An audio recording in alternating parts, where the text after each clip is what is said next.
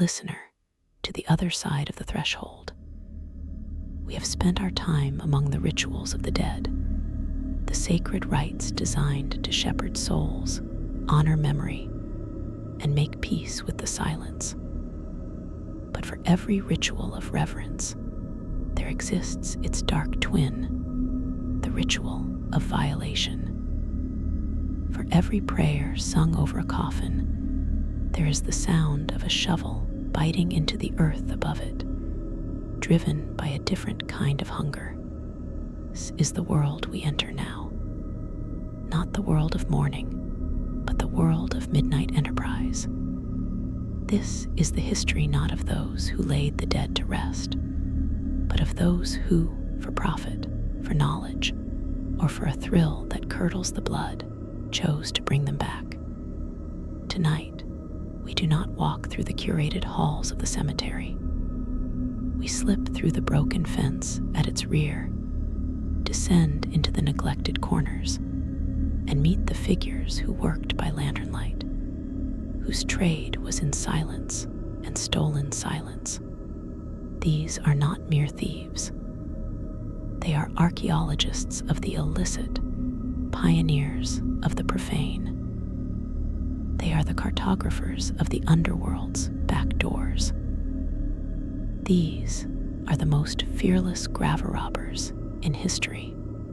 Our measure of fearlessness is not a lack of superstition, though that often helped, but a staggering audacity in the face of law, taboo, and the very concept of sacred rest. It is a cold calculus of risk against reward, where the currency is gold, knowledge, or a perverse form of fame, and the price, if caught, was often a one-way trip to the gallows. We begin not with petty ghouls, but with an operation so vast, so systematic, it became an industry, and a man whose name is synonymous with the trade itself. One, the corpse kings of 19th century Britain, the resurrection men, in the early 1800s, in the fog-wreathed, gaslit cities of Britain, a peculiar and grisly crisis was unfolding.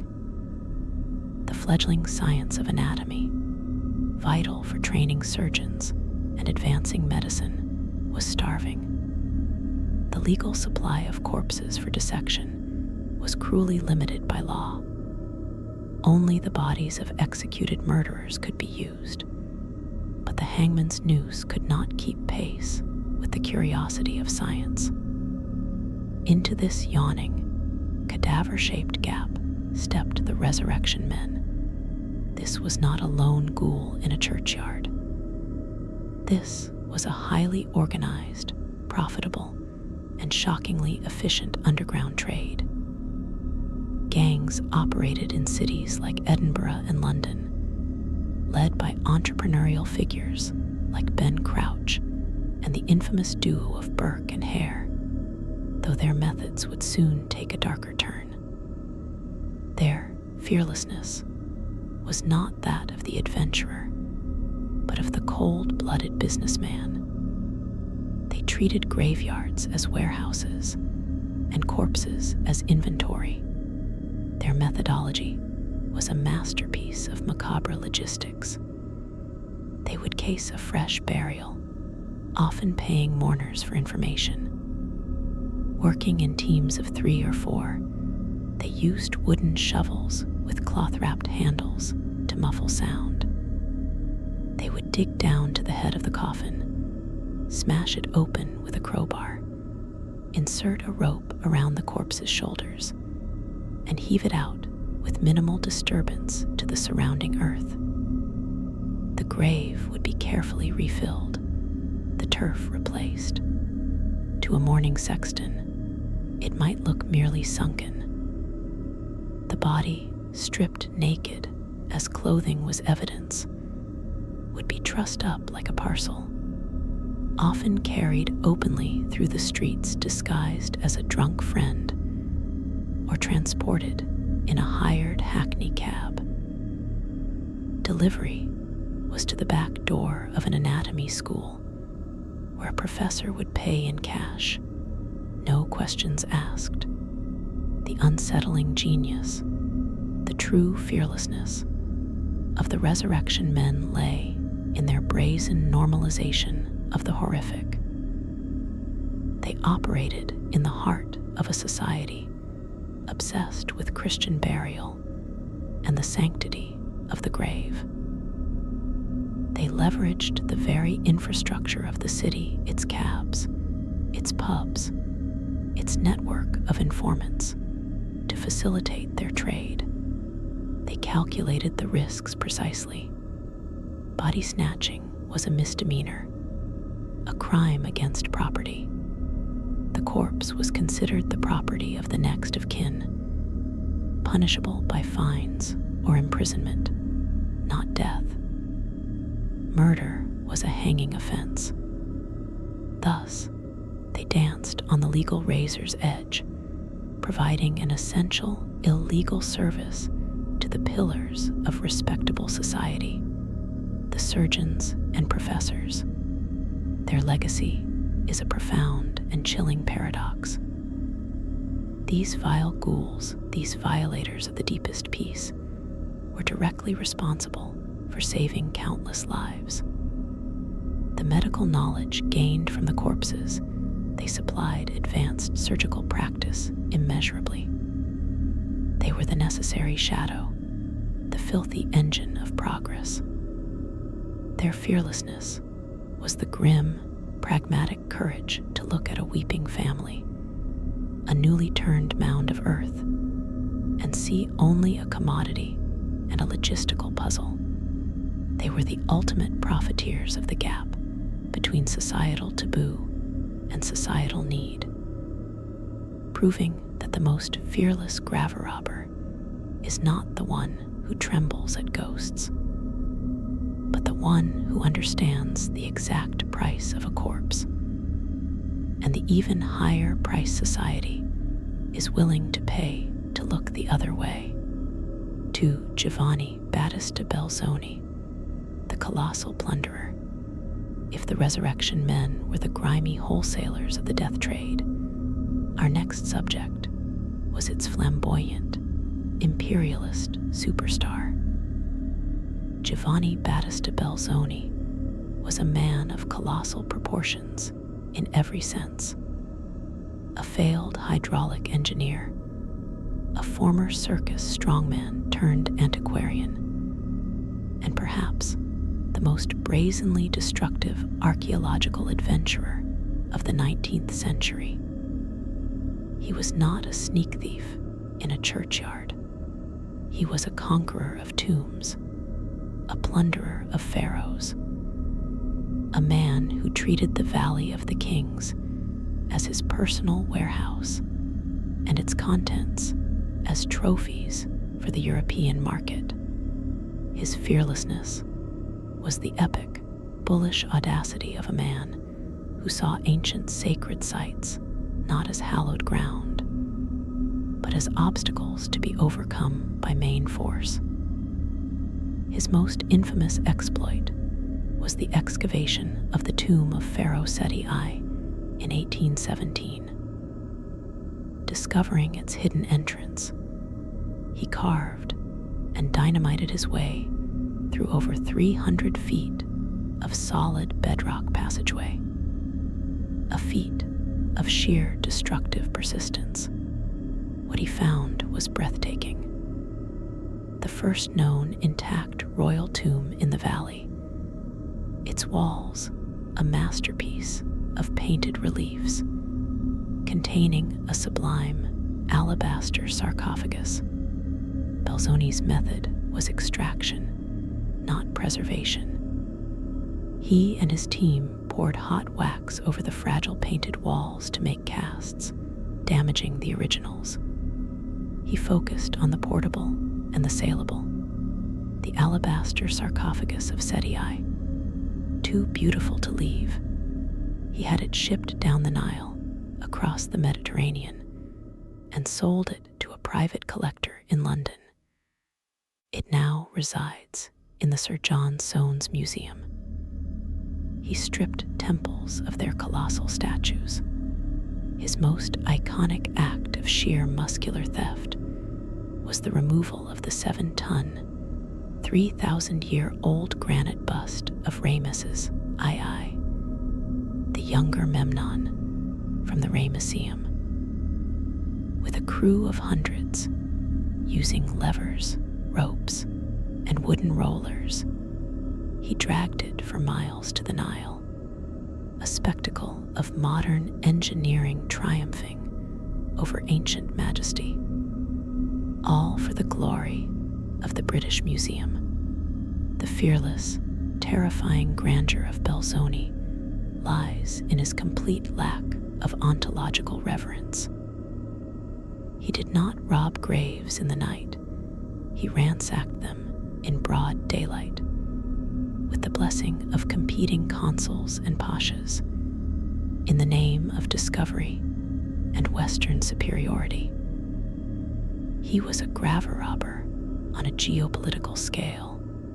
His fearlessness was the arrogance of empire, the conviction that the cultural heritage of a civilization belonged not to the land that bred it or the descendants who lived atop it, but to the man strong enough to take it and the nation powerful enough to display it. He wasn't afraid of curses or ghosts. He was driven by fame, fortune, and the roaring approval of the European salon. He represents the moment graverobbing ceased to be a crime and became an expedition where the spoils were not medical knowledge, but national prestige, and the violation was not of a single grave, but of an entire people's connection to their monumental past.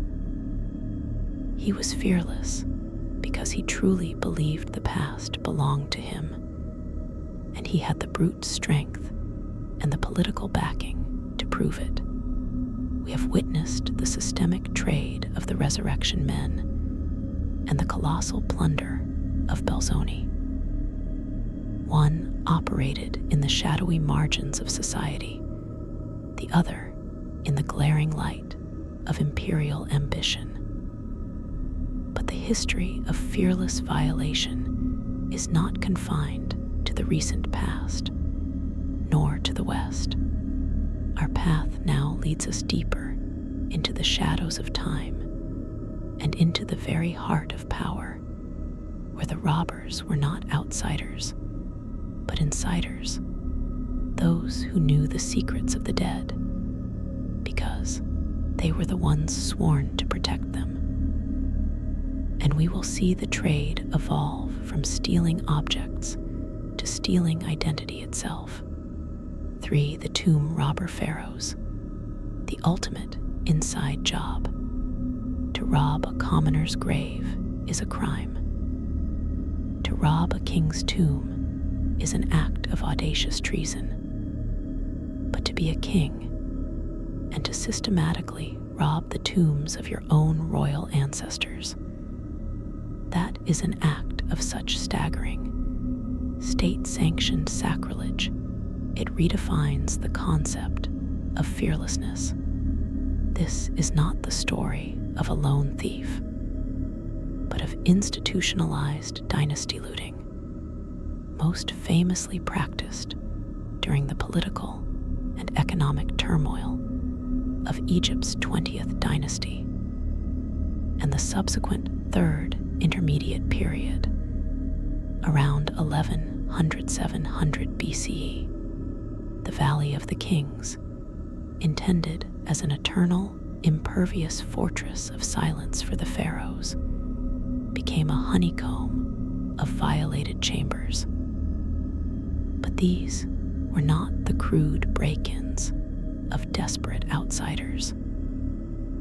Papyri like the Abbott Papyrus and the Amherst Papyrus record the official investigations into the great tombs of the ancestors being found empty of their lords.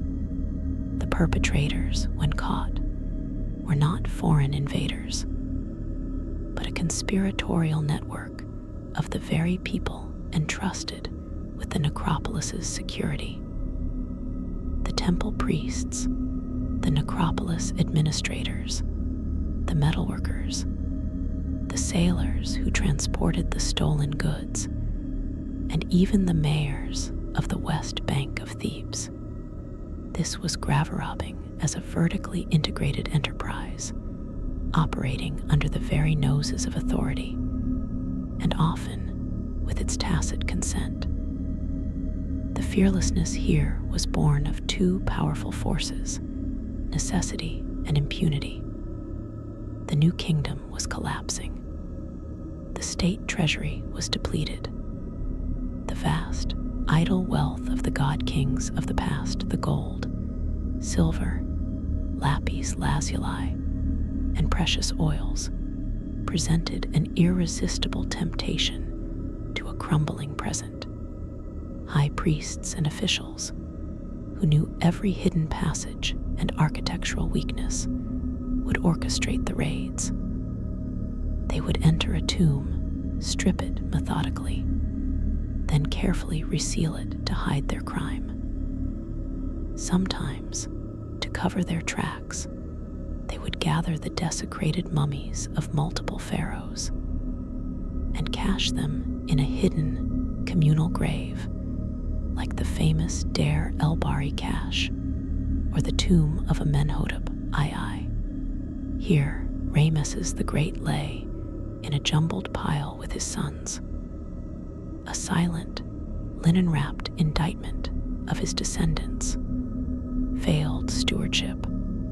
The chilling, profound audacity of these pharaoh robbers lies in their metaphysical betrayal. They weren't just stealing wealth, they were dismantling the very foundation of their own civilization's cosmic order. The pharaoh was a god, and his tomb was his machine for eternal life. To violate it was to risk cosmic chaos, to anger the gods, to sever the link between the divine and the mortal realm. Yet, they did it. Their fearlessness was the cold, pragmatic courage of a starving man eating the sacred offerings on the altar.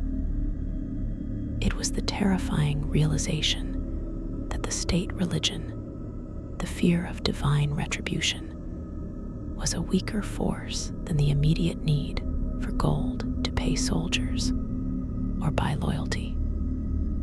They looked upon the sacred, immutable tombs of their own divine ancestors and saw a liquid asset.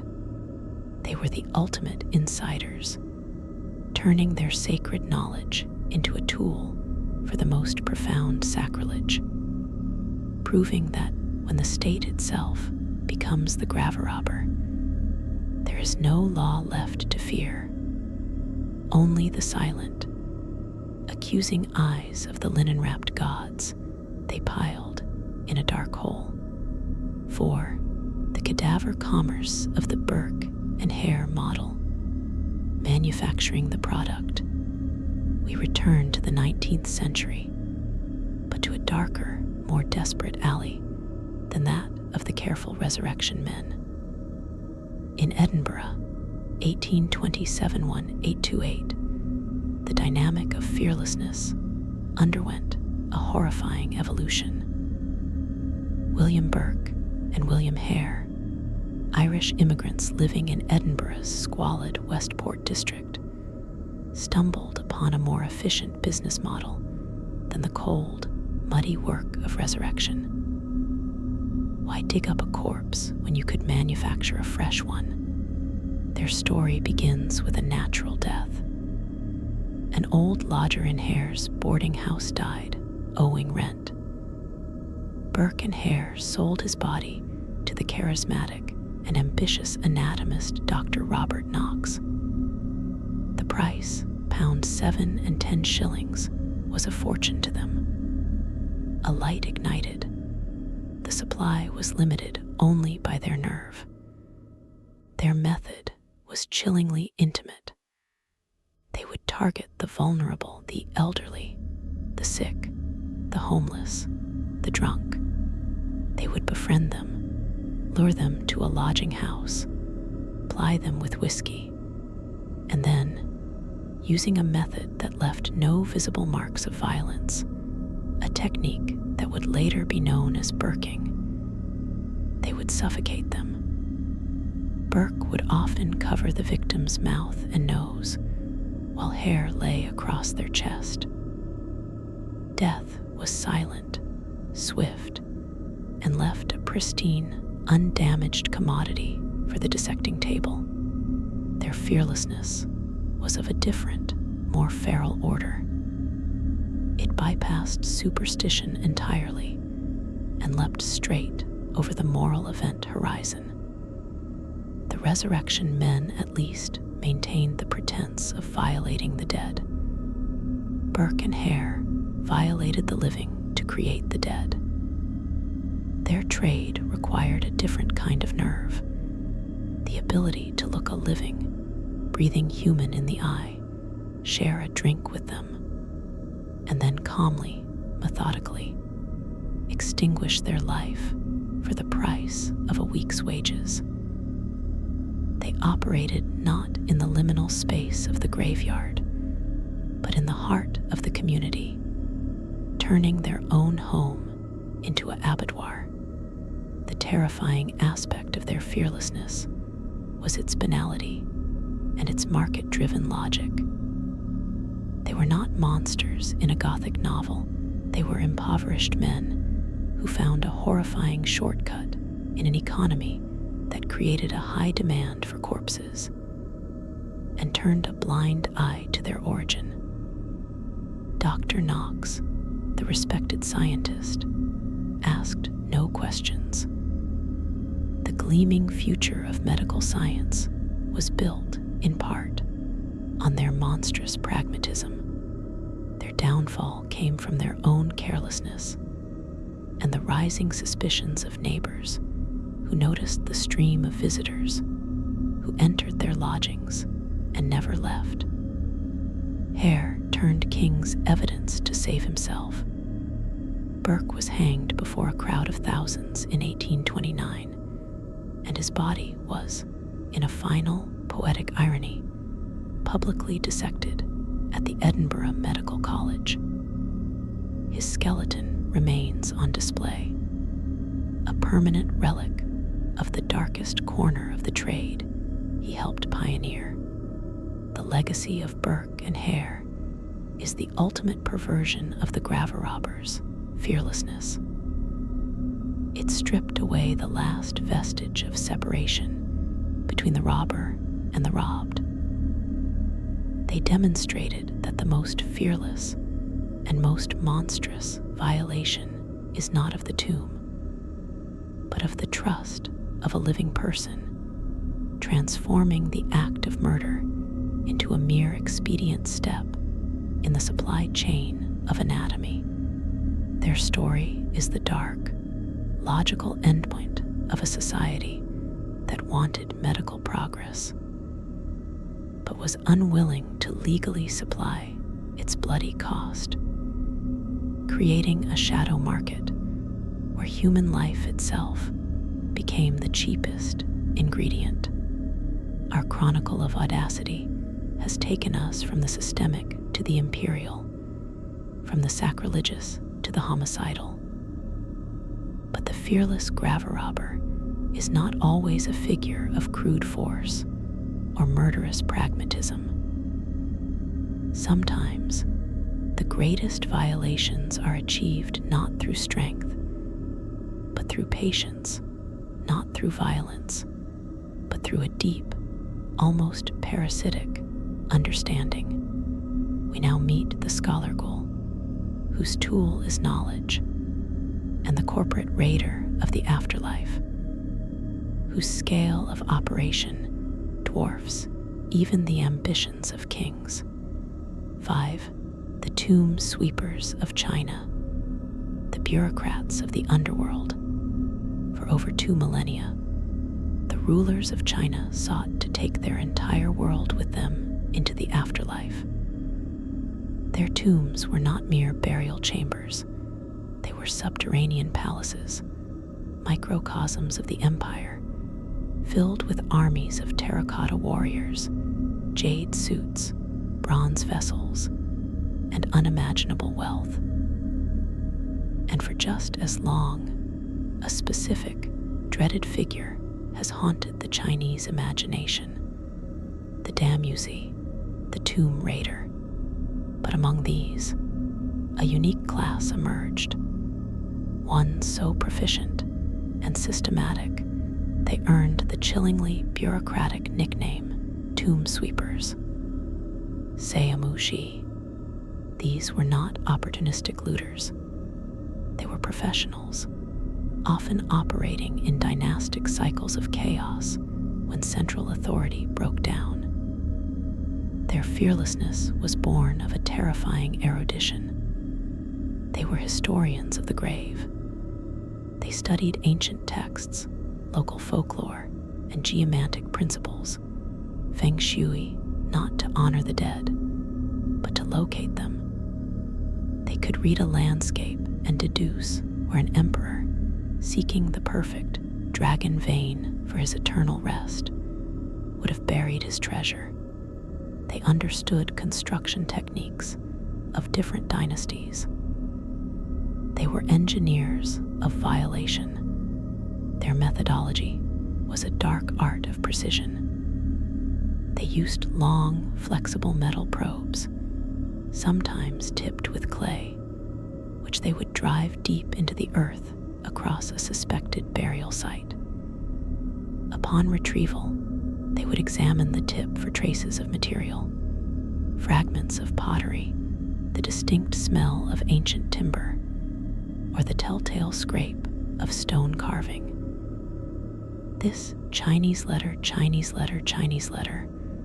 or Luyang spade, was their stethoscope, listening to the soil's secrets. Once a tomb was located, they would not simply smash their way in. They would dig a narrow, vertical shaft, a robber, straight down to the tomb's weakest architectural point, often the burial chamber's door seal or a corner of the roof. This minimized labor and maximized stealth. They would then pillage the chamber with the cold efficiency of inventory clerks, taking only the most valuable portable items: jades, gold, fine bronzes, leaving behind bulky pottery and skeletons. The unsettling genius, the true fearlessness of the tomb sweepers was their intellectual arrogance. They stood before the monumental effort of an empire to create an eternal, hidden sanctuary, and they treated it as a complex lock to be picked. They were unimpressed by curses, by grandeur, by the divine mandate of the Son of Heaven. They saw only a puzzle of soil, stone, and historical record. Their fear was not of ghosts, but of miscalculation, of digging in the wrong spot, of triggering a collapse, or of encountering a rival gang. They operated with the calm precision of surgeons performing a necropsy on history itself. They were the ultimate rationalists of the grave, proving that the most effective way to rob the dead is to first master the language in which their rest was written, then coldly translate it into a map marked X. 6. The sacking of the royal tombs of Sipan by Huaqueros, the gold rush of the Moche lords. In 1987, on the north coast of Peru, the world learned of one of the most spectacular archaeological discoveries of the 20th century: the intact royal tombs of the Moche civilization at Sipan, filled with breathtaking gold, silver, and turquoise regalia. But the archaeologists, led by Walter Alva, did not make the discovery First, they arrived in a race against time, following a trail of destruction left by the most prolific and fearless Graverobbers in the Americas. The Huaqueros from the Quechua Waka, meaning sacred site or tomb, are professional looters of pre-Columbian sites. Their fearlessness is of a different, more visceral kind. It is the fearlessness of the gold rush prospector, armed not just with a pick, but with a brutal understanding of the black market and a nihilistic disregard for everything but metal. In the 1980s, news of a few spectacular moche artifacts appearing on the international art market triggered a frenzy around the dusty pyramid complexes of Sapon. What ensued was not a careful excavation, but a feeding frenzy. Gangs of Huaqueros, sometimes dozens strong and armed against rival gangs, would descend on a site at night. They used dynamite, bulldozers, and backhoes. They weren't probing for a subtle entrance, they were strip mining history. They would blast open the sides of adobe pyramids, slicing through centuries of construction like a knife through a layer cake, searching for the telltale void of a burial chamber. When they found one, it was a scene of brutal, rapacious chaos. They would tear apart mummy bundles, scattering thousand-year-old bones, ripping gold ornaments from skeletal limbs, stuffing priceless textiles into sacks, and discarding anything not made of precious metal. Fragile ceramics were smashed underfoot. Context, the arrangement of objects that tells the story of a people, was obliterated forever. The fearless, devastating horror of the Huaquero at Sapon was their industrial-scale, profit-maximizing nihilism. They weren't just robbing graves, they were erasing entire chapters of human history in real time. They worked under the constant threat of violence from rivals, from police, from the collapse of their own dynamite-blown tunnels. Their courage was the desperate, avaricious courage of the frontier, where a single gold nose ornament could represent a year's income for a poor farmer. They operated in a perfect storm of economic desperation and insatiable international demand from wealthy collectors and corrupt museums. The story of Sapon is a stark parable. The magnificent royal tombs we see in museums today are only there because archaeologists like Alva literally fought gun battles with Huaqueros to secure the site. For every intact tomb saved, 100 were utterly destroyed. The fearlessness of the Huaquero is the courage of the vacuum, the audacity to look upon the sacred legacy of a civilization and see only a mineral deposit to be extracted with maximum speed and minimum regard, transforming the silent cities of the dead into open-pit mines for the vanity of the living. They represent graverobbing stripped of all pretense, all subtlety, all but the most brutal and immediate hunger.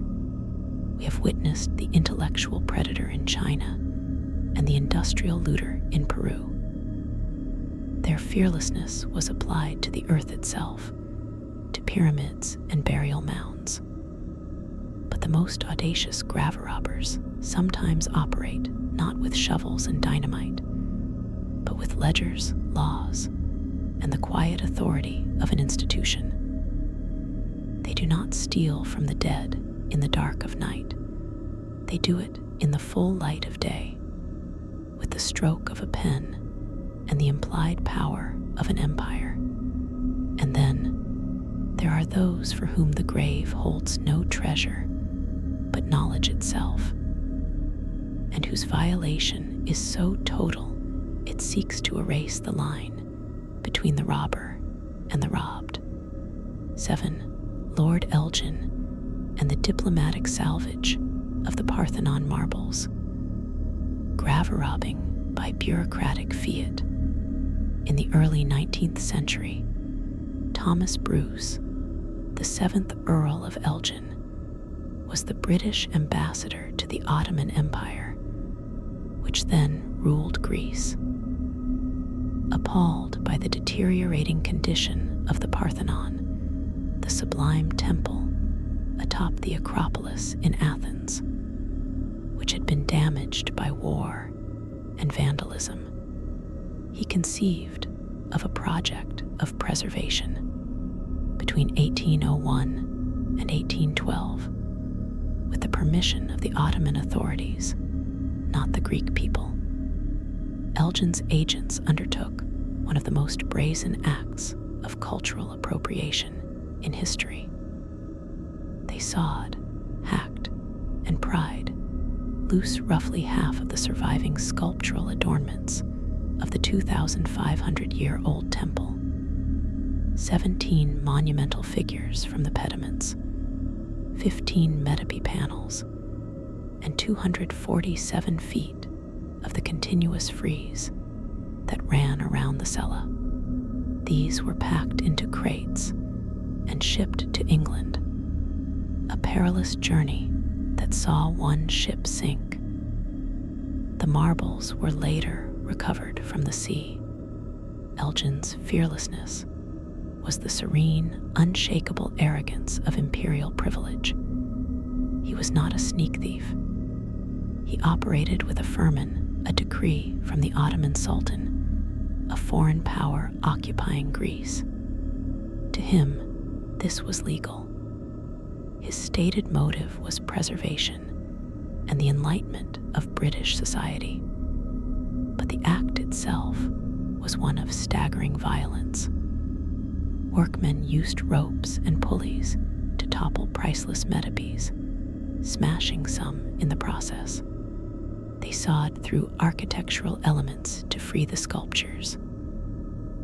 The poet Lord Byron, who witnessed the scars, called Elgin a spoiler, and the act dull oblivion's vandal tool. The chilling, novel form of fearlessness here was its transformation of vandalism into a diplomatic and scholarly mission. Elgin genuinely believed he was rescuing the marbles from certain ruin and bestowing them upon a more appreciative civilization. He leveraged geopolitics, his social station, and the nascent ideology of museums as universal encyclopedias to legitimize the dismantling of a nation's spiritual and artistic heart. He didn't fear ghosts. He feared bad taste and neglect, and used that fear to justify a theft so grand it required its own wing at the British Museum. His audacity was bureaucratic, funded by his own ruinous expense.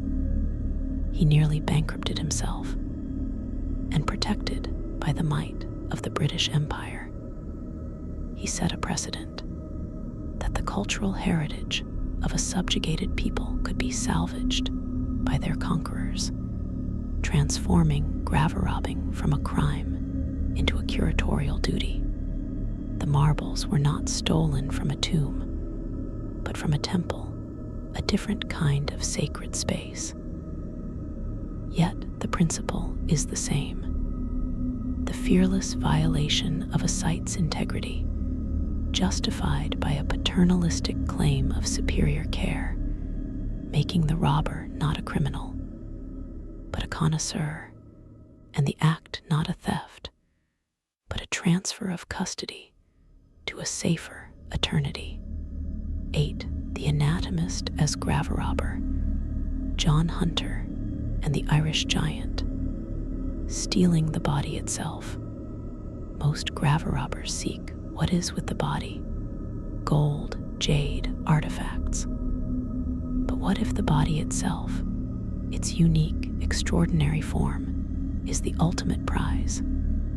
This brings us to the darkest, most intimately violating strand of the trade: the theft of the corpse not for dissection, but for permanent, spectacular display.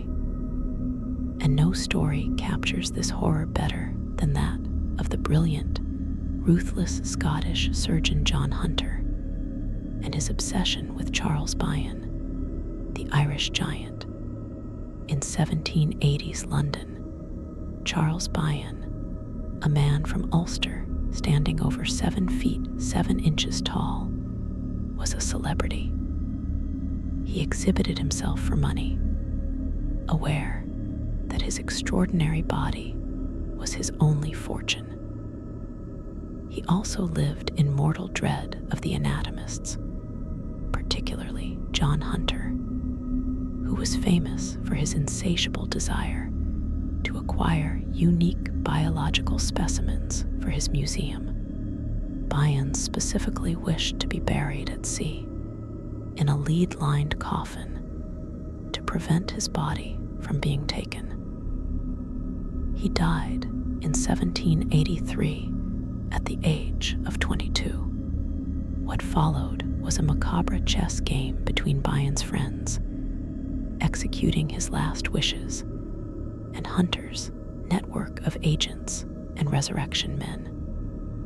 Hunter, a man of science, but possessed of a collector's monomania, was fearless in his pursuit of the ultimate specimen. He was said to have bribed everyone in the chain.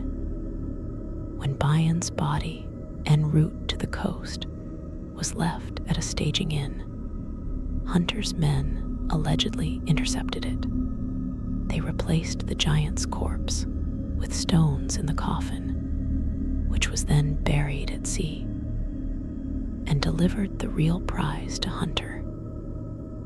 The surgeon then performed a rapid, secret dissection in his country house, boiling the flesh from the bones in a huge copper vat to articulate the skeleton. John Hunter's fearlessness was the cold, consuming passion of the scientist collector for whom ethics were obstacles, not principles. He didn't just want to study Byon, he wanted to own him, to add him to his cabinet of curiosities as a testament to nature's variety and Hunter's own power to acquire it. He violated not just a grave, but a specific, desperate dying wish. He treated a human being's mortal fear as a logistical problem to be solved with bribes and trickery. The skeleton of Charles Byon was the crown jewel of Hunter's collection and remains on public display at the Hunterian Museum of the Royal College of Surgeons in London to this day, a subject of ongoing ethical debate and calls for its burial. This act represents the ultimate terrifying intimacy of graverobbing. It is not about loot, but about possession of the very essence of personhood, the physical form. Hunter's fearlessness lay in his absolute conviction that the cause of science and his own fame transcended individual dignity, family grief, and cultural taboo. He was the Graverobber as God, deciding that a man's destiny was not his own to choose, but belonged to the archive. In Byon's stolen, bleached bones, we see the logical endpoint of treating the human body as an object. When the collector's desire is infinite, no wish, no law, and no depth of water is deep enough to provide a final rest. We have seen graverobbing ennobled as diplomacy and perfected as a science of possession. But the 20th and 21st centuries have transformed the trade yet again, scaling it to industrialized warfare and digitizing its very soul. The fearless graverobber is no longer just an individual or a gang. It can be a tank column, a ministry of state, or a shadow in the digital marketplace. The stakes are no longer just gold or skeletons, but the identity of nations and the autonomy of the spirit itself. 9. The Nazi Sonderstab and the plunder of Europe's dead. Graverobbing as genocide. During World War II, the Nazi regime institutionalized theft on an unprecedented scale. While the looting of art galleries and libraries is well documented, a more profound and sinister form of graverobbing was perpetrated by the Edinburgh Ancestral Heritage Office and its operational arm, the Sonderstab. Their mission was not merely to steal treasure, but to loot the very past to fabricate a racial mythology that justified their present horrors. This was graverobbing as an ideological weapon, and its fearlessness was the absolute conviction of the totalitarian state. Teams of Edinburgh scholars, backed by the SS, fanned out across occupied Europe. In Poland, they ransacked the tombs of Slavic chieftains and medieval kings, seizing regalia not for its gold, but as evidence to be twisted into propaganda about Germanic supremacy. They desecrated Jewish cemeteries across Eastern Europe, often using the tombstones for paving roads or building materials, an act of annihilation meant to erase even the memory of the dead from the landscape. But their most macabre endeavors were anthropological. In occupied Crimea and the Caucasus, they looted ancient Scythian and Alani kurgans, burial mounds, shipping skeletons and grave goods back to Berlin. The goal was to prove the ancient presence of Aryan peoples in these lands, thereby legitimizing Nazi territorial claims and their campaign of extermination against the Slavs who lived there now. Fearless, chilling logic here was the use of the dead as political pawns in a war of extinction. They were not robbing individuals. They were robbing entire peoples of their history, literally digging up their ancestors to deny their right to the land and to existence itself. This was graverobbing stripped of all financial motive and elevated to a genocidal imperative. The Edinburgh operatives worked with the impunity of the conquering army. Their fearlessness guaranteed by the machinery of the Holocaust. They turned archaeology into a necrophiliac annex of racial science, proving that the most terrifying graverobber is the one who does not believe the dead are sacred, but believes they are evidence for a lie so vast it requires mass graves to sustain it. 10. The digital graverobbers, biopiracy, DNA, and the theft of ancestral identity. In our current century, the shovel and the crowbar have been joined, and in some cases, supplanted by the micropipette and the database. A new frontier of fearlessness has opened. The theft not of artifacts or bodies, but of the genetic code itself. This is graverobbing at the molecular level, and its practitioners are scientists, corporations, and hobbyists operating in a legal and ethical gray zone. The most prominent example is the saga of the Ancient One, or Kennewick Man. In 1996, a 9,000-year-old skeleton was found in Washington state. A coalition of Native American tribes sought to reclaim and rebury the remains under the Native American Graves Protection and Repatriation Act, NAGPRA. A group of 8 scientists sued to block repatriation, demanding the right to study the bones. What followed was a decade-long legal battle, a brutal modern version of a Graverobbers dispute. The scientists' fearlessness was that of academic entitlement, a belief that their quest for knowledge overrode the deeply held spiritual and cultural beliefs of descendant communities.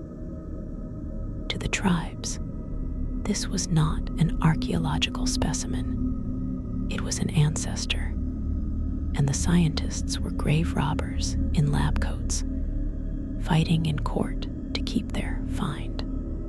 The DNA testing that eventually proved the skeleton's genetic link to contemporary native tribes was a form of technological graverobbing in itself. Extracting information the tribes did not consent to give, to settle a dispute over who had the right to control the body. This expands into the broader issue of biopiracy. Corporations and research institutions patent genes and genetic sequences derived from the blood, tissue, or even the ancient DNA of indigenous peoples, often without consent. When this genetic material is taken from ancient remains, a hair sample from a museum mummy, a bone fragment from a sacred burial site, it is the ultimate invisible theft. The loot is the biological blueprint of a people, potentially commodified for profit in pharmaceuticals or research. The fearless, unsettling nature of the digital graverobber is their abstraction of the crime. They never touch a tomb. They file a patent, publish a paper, or upload a genome sequence. Their violation is clean, peer-reviewed, and often protected by intellectual property law. They operate with the fearlessness of those who believe data is neutral and free for the taking, and that progress, like empire in Elgin's day, justifies the means. They rob graves of their final sanctuary, genetic anonymity, in sequencing the DNA of an Egyptian mummy or an Inca child sacrifice.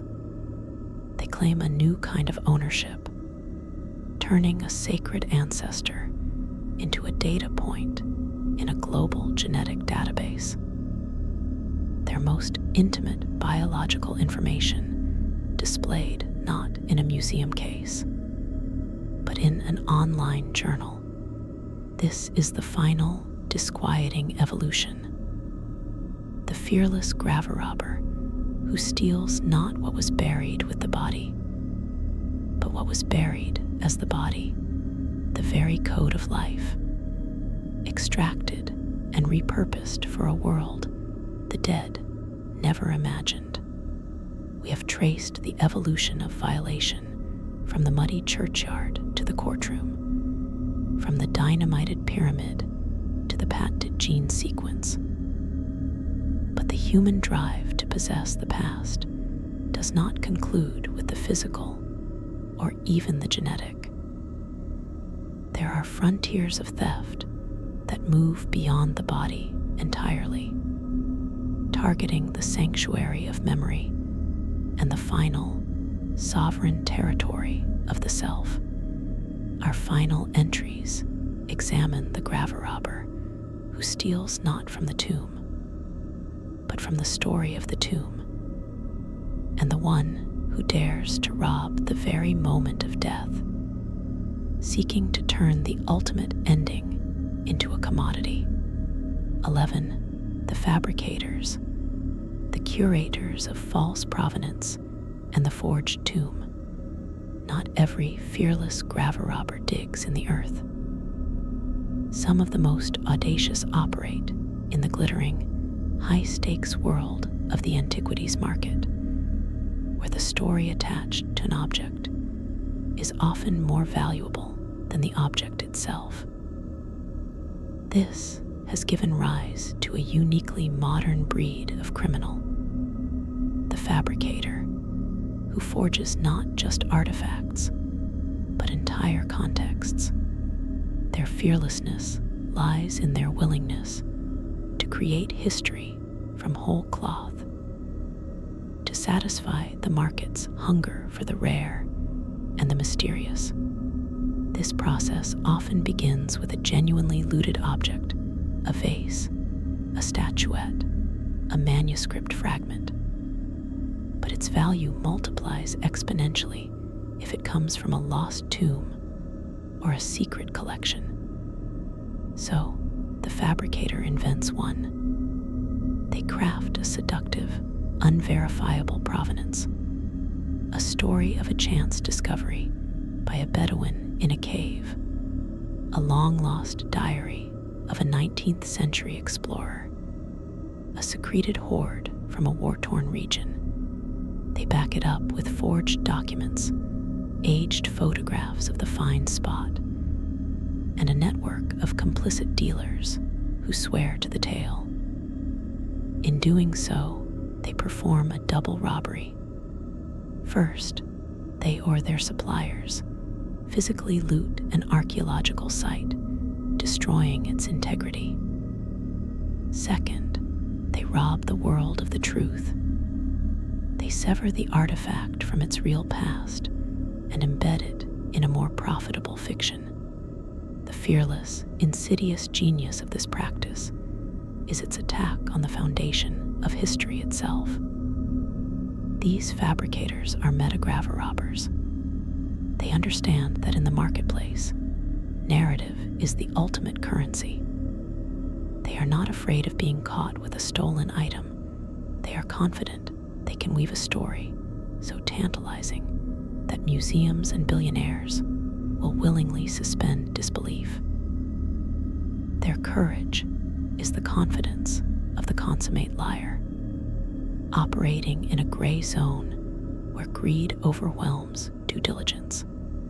They create phantom tombs and phantom histories, polluting the archaeological record with convincing ghosts, making it impossible to ever fully trust the journey an object claims to have taken from the ancient world to the display case.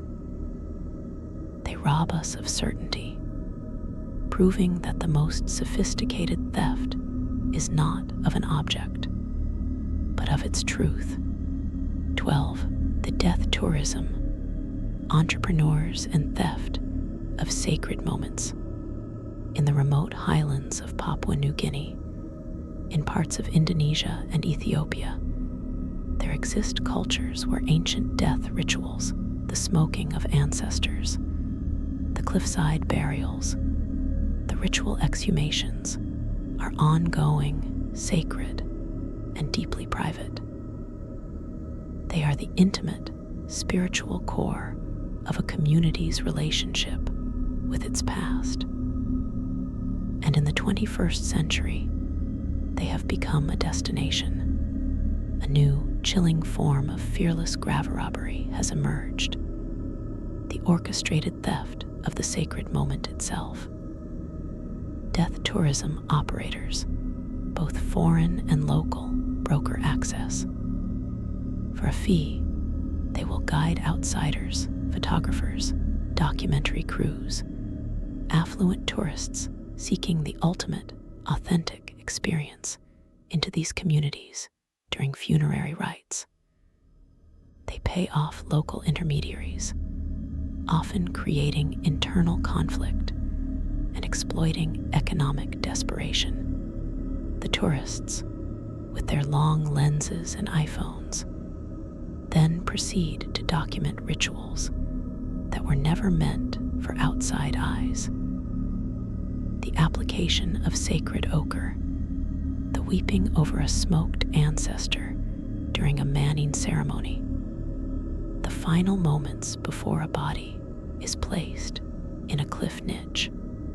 The fearless, corrosive violation here is not of bone or gold, but of meaning. These entrepreneurs are robbing the sacred of its context and privacy, transforming a profound communal act of grief, love, and spiritual transition into a spectator sport, a photo opportunity, a consumable exotic experience. Their fearlessness is the bold-faced commodification of the most intimate human experience. They are not afraid of trespassing on sacred ground because they have bought a key made of cash that turns a rite of passage into a performance. This theft extends beyond the moment. The photographs and videos are then sold to magazines, posted on blogs, and circulated on social media, forever separating the ritual from the community that gave it meaning. The images become another form of loot, stripped of their sacred charge, and added to the global archive of the sensational. This graverobber understands that in an oversaturated world, the ultimate luxury experience is not a thing, but a real moment. And they are fearless in packaging and selling the most real moment of all, ensuring that even in their most vulnerable, sacred hour, the living and the dead are no longer participants in their own story, but exhibits in someone else's curated tour of the macabre. They prove that the final frontier for the fearless graverobber is not the body, nor the artifact, but the sanctity of the farewell itself. We have reached the final, desolate shore of this history. Beyond the theft of objects, genes, and moments lies a deeper, more abstracted crime, the theft of place and the theft of future.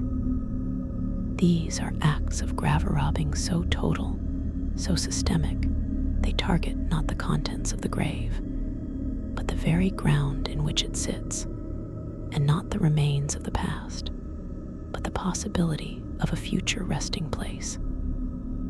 The fearless here is the audacity of annihilation and the cold patience of preemptive erasure. 13. The industrial tomb raisers, mining, urbanization, and the erasure of the underworld, the most prolific and often least remarked upon. Graverobbers of the modern era carry not shovels, but deeds and geological surveys.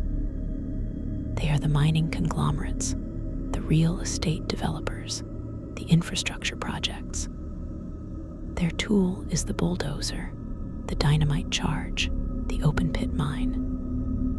Their fearlessness is not that of the outlaw, but of the corporate entity shielded by permits, economic necessity, and the staggering, impersonal scale of their work.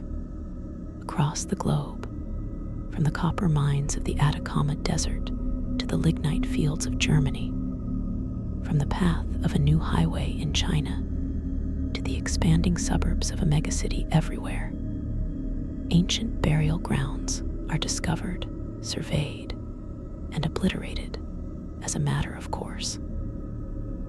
Archaeological assessments may be made, sometimes leading to salvage excavations, a frantic, underfunded graverobbing by professionals trying to snatch fragments of knowledge from the jaws of the excavator. But more often, the pace of progress is too swift. A Neolithic cemetery becomes the foundation for a shopping mall. 1,000 Maya burials are ground into aggregate for a new airport runway. A sacred hill containing generations of ancestors is processed for the rare earth minerals in its soil. The chilling, fearless efficiency of this form of graverobbing is its banality and its totality. It does not seek to steal from the grave, it seeks to delete the grave itself. It is graverobbing as a byproduct, a line item in an environmental impact statement. The violators are not individuals fearing ghosts, but boardrooms fearing quarterly losses.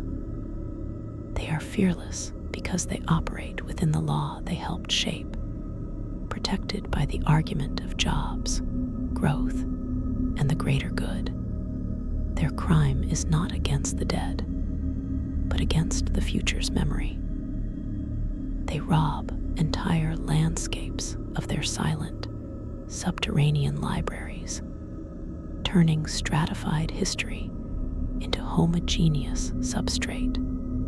This is the ultimate expression of the colonial mindset that views land only as resource.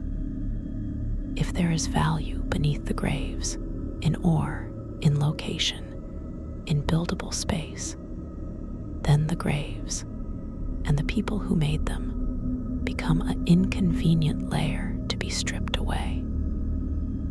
It is the most profound disrespect, rendered not with malice, but with a spreadsheet. 14. The preemptive graverobbers, the cremains mix-up, and the theft of anticipated peace. Our final entry descends from the monumental to the agonizingly personal. It does not concern ancient kings or lost civilizations, but the most fundamental contract of the death ritual, that the care we take with our dead will be honored, that the vessel we choose for their final physical state will be treated with fidelity. In the modern, industrialized funeral industry, this contract is sometimes broken in a way that constitutes a unique, intimate horror. The negligent mixing or mislabeling of cremated remains or cremains. This is graverobbing of a surreal and devastating order. It is not the theft of a body for profit or science, but the theft of specificity, of the sacred uniqueness of an individual's physical essence.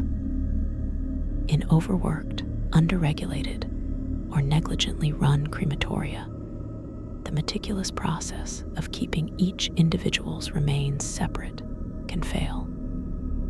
Ashes may be incompletely swept from a shared retort. Tags may be misplaced. Urns may be mislabeled.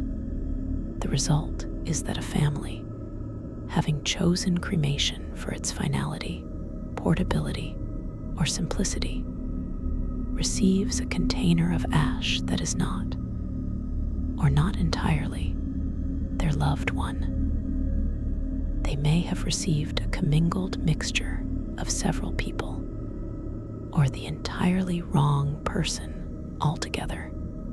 Fearless, tragic violation here is one of profound, bureaucratic betrayal.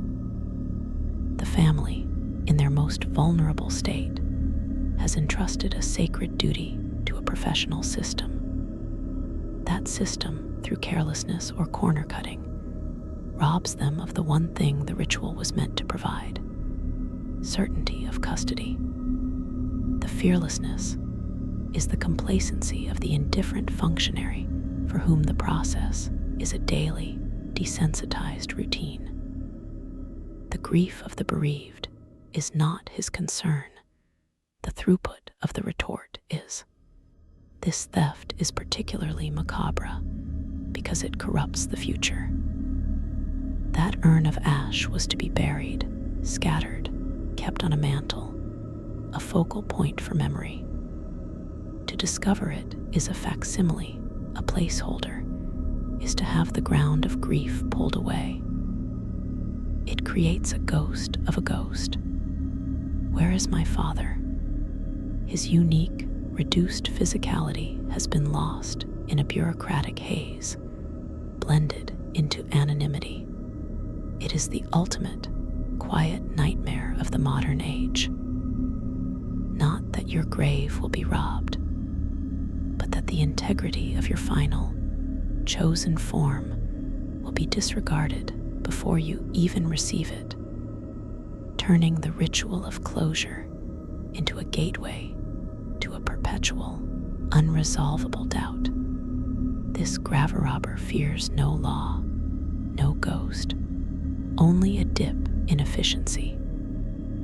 And in that fearless prioritization of process over person, they commit a theft that is, for the living, perhaps the most unsettling of all, the theft of the peace they believed they had faithfully purchased and provided.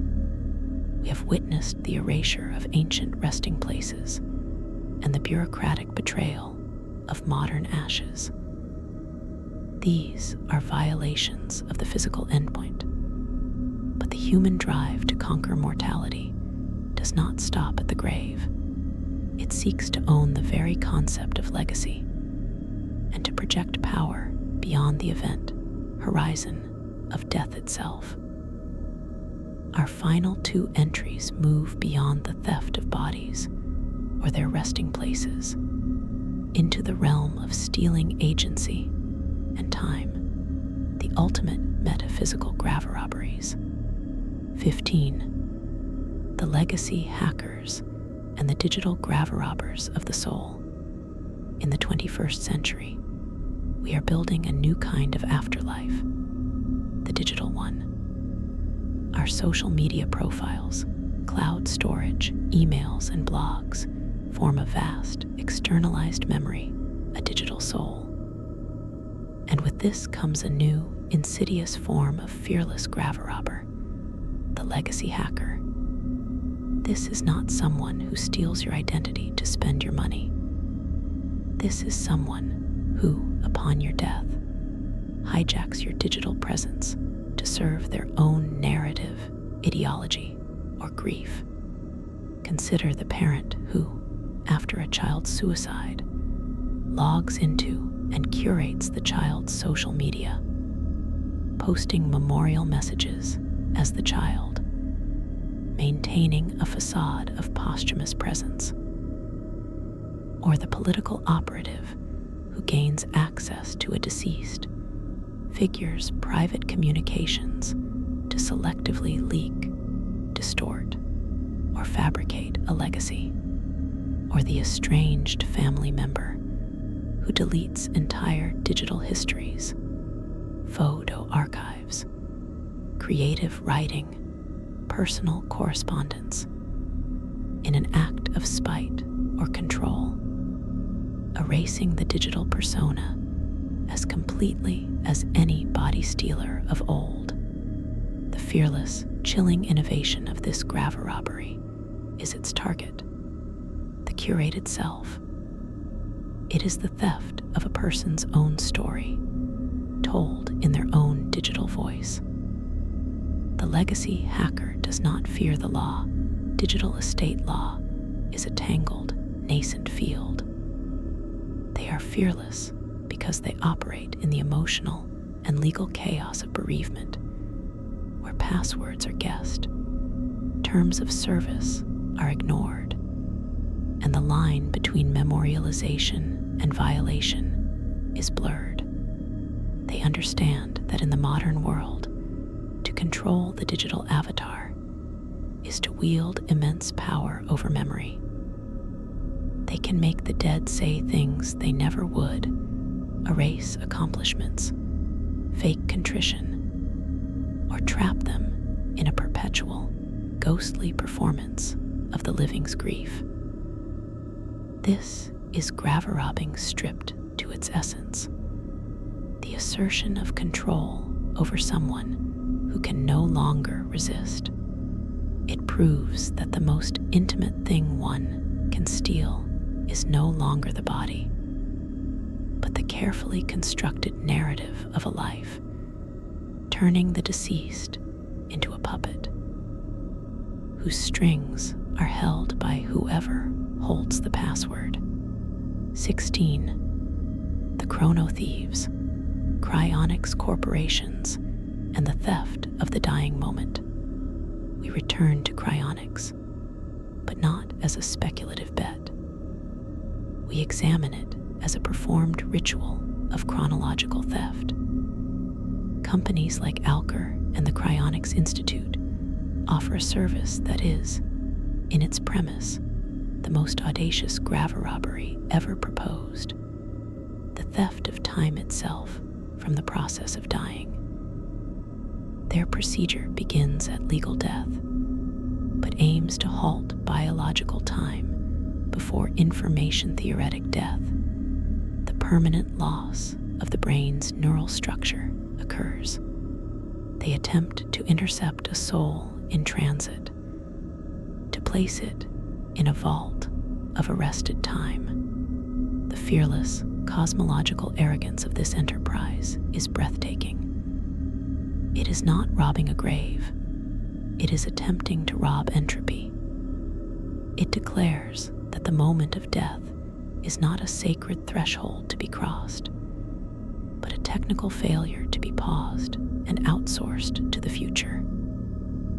The Graverobbers here are the technicians who perform the standby, stabilization, and vitrification process. Their fearlessness is the conviction that their protocols, the rapid cooling, the perfusion with cryoprotectants, can successfully steal a human being from the jaws of irreversible decay and deposit them, like a piece of contested property, into a future century that may or may not claim them. This ritualized theft transforms the dying process into a frenetic, medicalized heist. Family grief is secondary to the countdown clock. The body is not prepared for burial. It is prepared for shipment to a future that has not agreed to receive it. The corporation, in accepting massive sums of money, assumes ownership of the client's temporal destiny. They become the custodians of a frozen, unresolved story, holding a life in perpetual, icy parenthesis. The haunting, profound violation inherent in this model is its radical usurpation of nature's most fundamental schedule. It is the ultimate expression of the human refusal to be a subject of time, attempting to turn death into a subordinate clause. The Cryonics Corporation, as chrono thief, promises not to preserve a memory or a legacy, but to preserve the speculative potential of a continued narrative. They rob the grave of its finality, replacing it with the hum of a liquid nitrogen dewar and an invoice for perpetual storage. In doing so, they create a new kind of resting place, not a tomb, but a waiting room outside of time itself, where the fearless graverobber is not a person, but a promise, and the thing stolen is not an object, but the definitive end of the story. Our exploration has taken us from the physical to the digital, from the theft of objects to the theft of time. Yet, the concept of the fearless graverobber finds its most paradoxical and complete expression in two final figures. One, embodies the ultimate act of cultural self-cannibalism, where the robbers are not outsiders, but the very descendants of the robbed. The other operates in a realm beyond fear entirely, motivated by a love so profound, and distorted it becomes the most intimate violation of all. 17. The self-looters, patrimony for sale, and the dismantling of memory. There exists a quiet, desperate, and uniquely modern form of graverobbing that requires no breaking of seals or cover of night. It is conducted in the full light of day, in the parlors of ancestral homes and the back rooms of reputable auction houses. This is the act of families, institutions, or even nations selling off their own patrimony. It is the systematic dismantling of a curated past, piece by piece, to pay the debts of the present. Consider the impoverished European aristocrat, his estate crumbling, his fortune gone. He walks through portrait galleries lined with the faces of his ancestors, past cabinets holding relics of their lives, a snuff box gifted by a king, a journal from a grand tour, a sword carried in a forgotten war. To him, they are not just objects, they are the physical synapses of family memory. Yet, one by one, he sells them. He is not a thief in the classical sense. He is the legal owner. But in selling the portrait of the stern-faced admiral, he sells the story of the naval battle told at every Christmas. In auctioning the delicate escritoire, he auctions the love letters it held.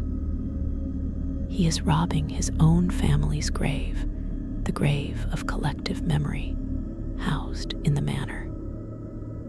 His fearlessness is the grim courage of necessity, the willingness to cannibalize the past to sustain the present, to turn heirlooms into liquidity.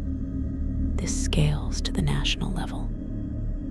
In times of economic crisis or political corruption, state museums or officials have been known to deaccession minor or redundant artifacts, often to private collectors via shadowy deals.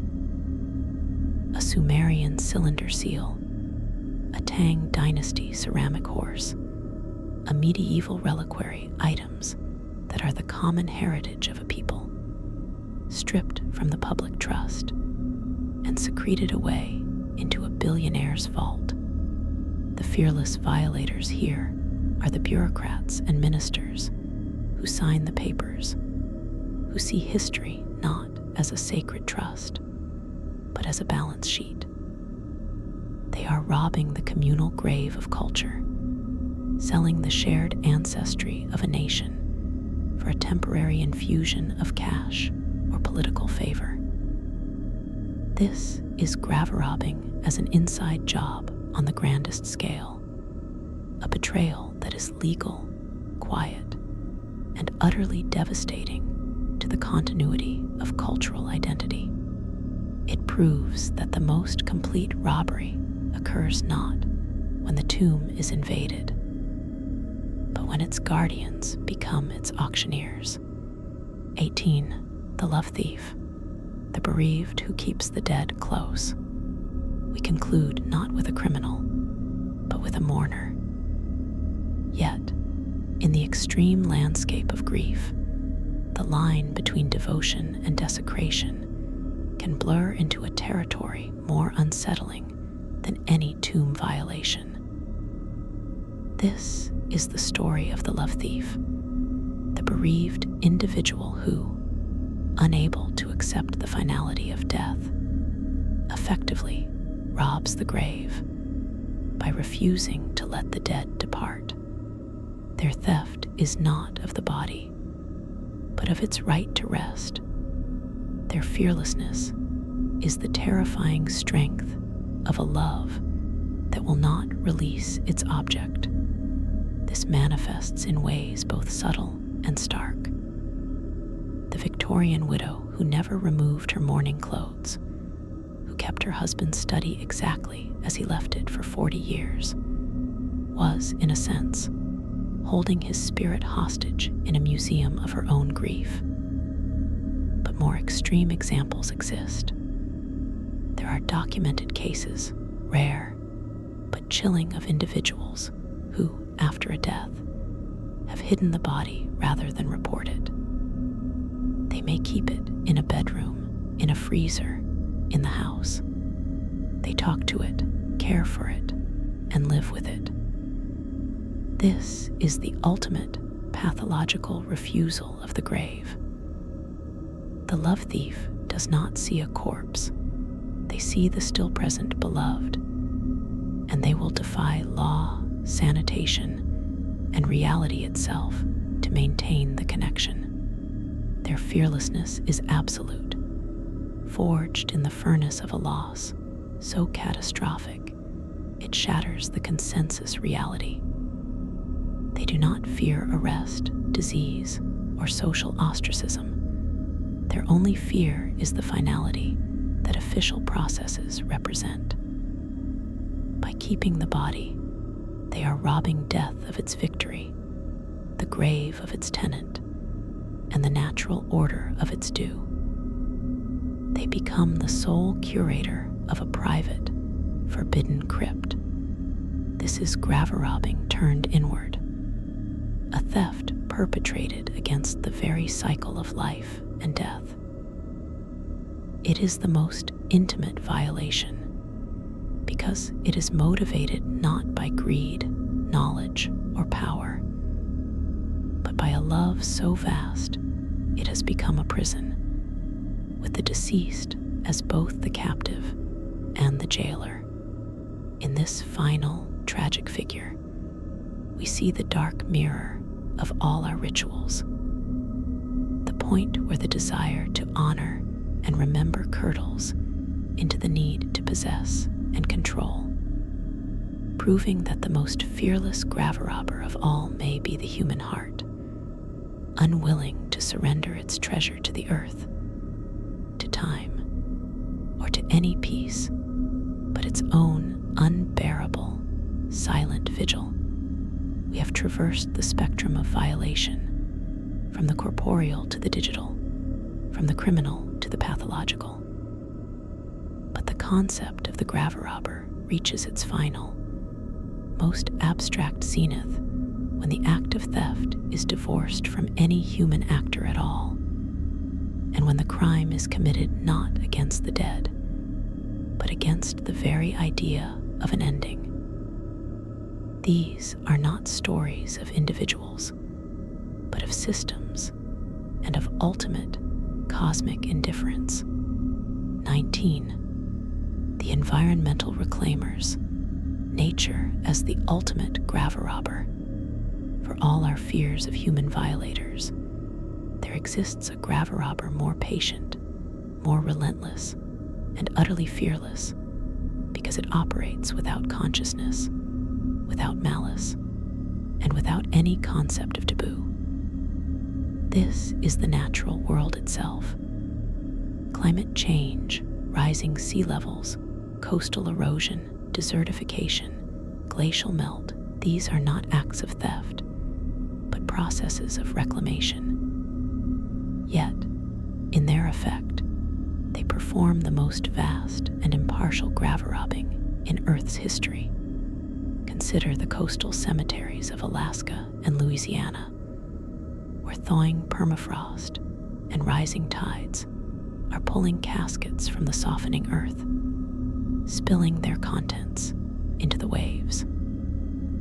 Picture the ancient burial mounds on the eroding cliffs of England, slowly being consumed by the North Sea, the bones within ground to sand by the relentless surf. The Yupik and Inuit graves, held for centuries in the frozen grip of the tundra, now releasing their ancestors to decay under an unprecedented sun. The submerged tombs of civilizations like Alexandria or Neolithic villages, now under the North Sea. They're dead, forever beyond reach, not by human design, but by planetary shift. The fearless, terrifying power of this reclamation is its absolute neutrality. The ocean does not want the gold teeth in the coffin. The thawing soil has no use for the femur it exposes. This is graverobbing as a function of geology and physics. It mocks human notions of eternal rest, demonstrating that the planet itself is in constant flux, and our sacred plots are merely temporary arrangements on its dynamic surface. There is no one to blame, no motive to decipher, no crime to prosecute. The tombstones topple not from a vandal's hand, but from the wind of a stronger storm. The crypt floods not because a seal was broken, but because the sea level rose. This is the ultimate, humbling fearlessness, the environment's calm, inexorable demonstration that all graves are, in the long arc of deep time, merely loans from the elements. We bury our dead in the earth, but the earth is not a vault. It is a current, and eventually, it always claims its own. 20. The heat death of the universe, the theft of all graves. We arrive at the final, inevitable horizon. Every grave, every tomb, every mausoleum, every ash scattered to the wind, every digitized memory floating in the cloud, exists within a closed system on borrowed time. According to the leading cosmological model, the ultimate fate of our universe is heat death, a state of maximum entropy where all energy is evenly distributed. All stars have burnt out, all structures have decayed, and no more work can be done. It is a state of perfect, uniform, eternal stillness. In this model, everything is a graverobber, and everything is robbed. The pyramids of Giza, the tomb of Qin Shi Huang, the ossuaries of Paris, the frozen bodies in Arizona, the genetic data on servers in Switzerland, all of it, every artifact of every attempt to memorialize, preserve, or cheat death, will be rendered into an indistinguishable, lukewarm haze of fundamental particles. Time itself, the medium in which memory and legacy exist, becomes meaningless. This is the ultimate fearless theft. It is not committed by an agent, but by the immutable laws of thermodynamics. It robs not just the contents of graves, but the graves themselves. It robs the robbers. It robs the very concept of history.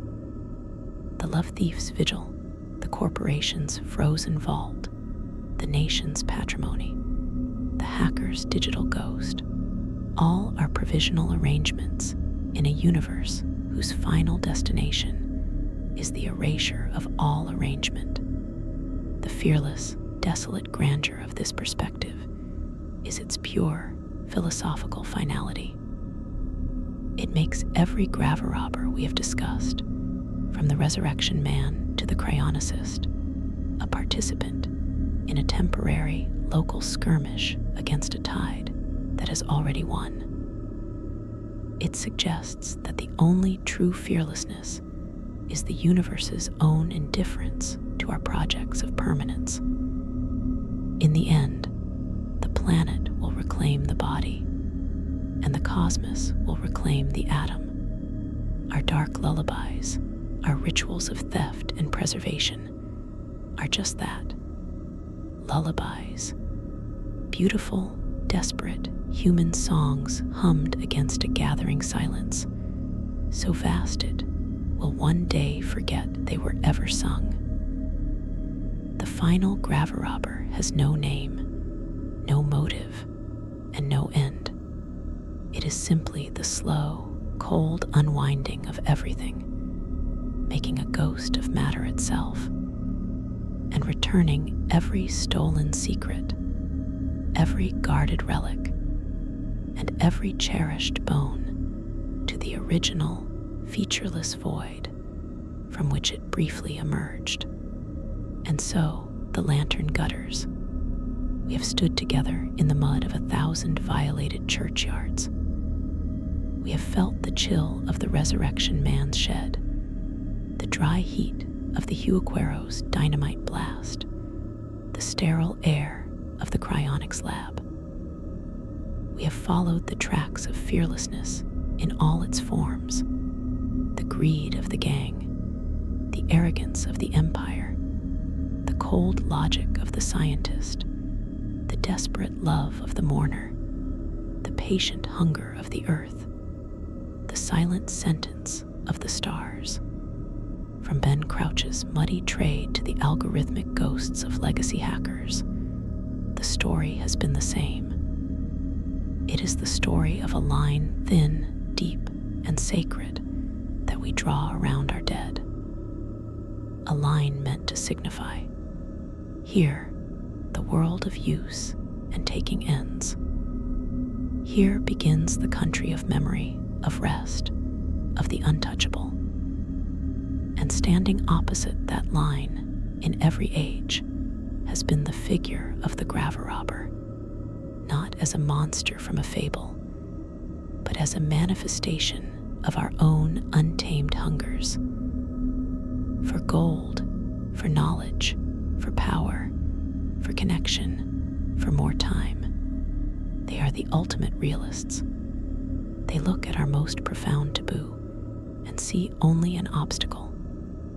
They are the fracture in our faith, the proof that no sanctity is absolute if the need or the desire on the other side is strong enough. The Pharaoh's curse is less powerful than a priest's debt. A widow's tears are less legal than a surgeon's curiosity. A nation's heritage is lighter than a billionaire's wire transfer. A planet's climate does not remember our funeral rites. We sought the most fearless, and we found them not in the absence of terror, but in the presence of a greater force. For the resurrection men, it was the market. For Belzoni, it was glory. For the tomb-sweeping bureaucrat of China, it was knowledge. For the love thief, it was grief so colossal it created its own reality.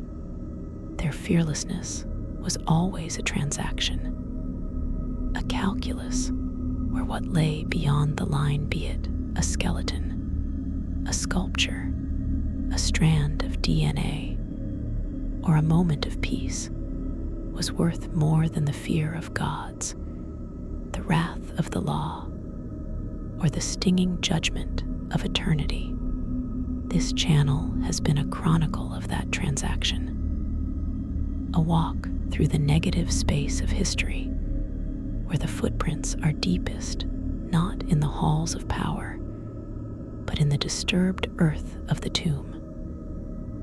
We have listened for the echoes of the pick, the saw, the shuffled step in the crypt, the click of the mouse that executes a digital will. Let this final silence be different now. Let it be the silence after the transaction. The grave, whether empty or full, has had its say. The robber, whether hanged or knighted, has made their choice. The lesson is not one of horror, but of a sobering, humbling clarity. We build our monuments of memory on a shore that is always, inevitably, being eroded. By other hands, by the sea, by time itself, the most fearless Graverobber, in the end, is the one who understands this perfectly and acts anyway. Thank you for having the courage to listen in this dark. Thank you for walking these forgotten paths. The ledger is closed. The lantern is extinguished. History's dark lullabies now leaves you to your rest. Sleep